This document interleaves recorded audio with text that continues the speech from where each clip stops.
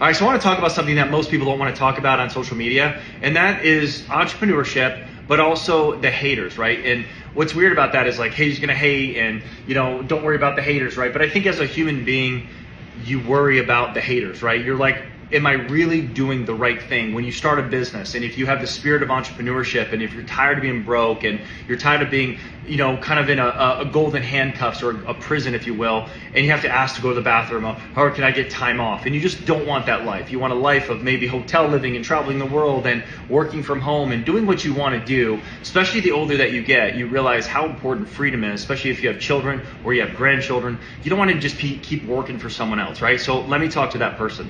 Here's the deal. As soon as I got started in sales, as soon as I got started as an entrepreneur, the first thing that they tell you is go tell people that you're in business. And just like if I'm a real estate agent, I need to go tell the world, including my friends and family, that, hey, I'm a real estate agent. So, hey, if you're interested in buying a house or selling a house, I'm your guy for you. So the bottom line, though, is a lot of times people will start bashing that or saying, oh, really? Why didn't you go back to school? Or how come you didn't do this? Or how come you didn't do that?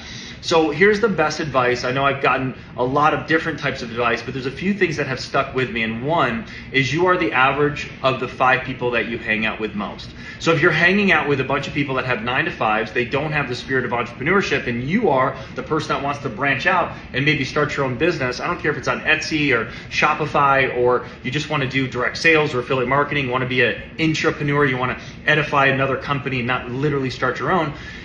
You need to get out of that inner circle, because if you're the only one that has ambitions and dreams and goals, even if you think you're just so strong, that crew, that group that you hang out on the weekends and grab drinks with, they're going to eventually bring you back down to their level. They're not going to want to see you achieve. They're not going to want to see you accomplish things. So you have to make a very strong decision, and a hard decision, and a courageous decision to literally get rid of that inner circle, so that you can actually get into a right inner circle where you're not the smartest person in the room anymore. You're actually the least smartest person in the room, because everyone else is smarter than you. That's the only way that you're going to grow. That's the only way that you're going to become successful. The other thing is, when you are out there sharing your dreams, you have to protect those dreams too. So don't share everything. Kind of be quiet about it. Just really be focused and driven and direct about the goal and what you can do to add value to others. But you don't need to go talk about it and talk about it and talk about it. Take action on it, because even the haters will eventually see that you have results, and they can't hate anymore. Now they kind of want to be a part of it. And then you have the opportunity down the road to be like, yeah, that's good, I'm good, God bless you, and not really interested in helping you. Or you can actually help them. Kind of like Joseph and his brothers. Eventually, they bowed before him, and he actually showed them love and forgiveness. So it's up to you in the future.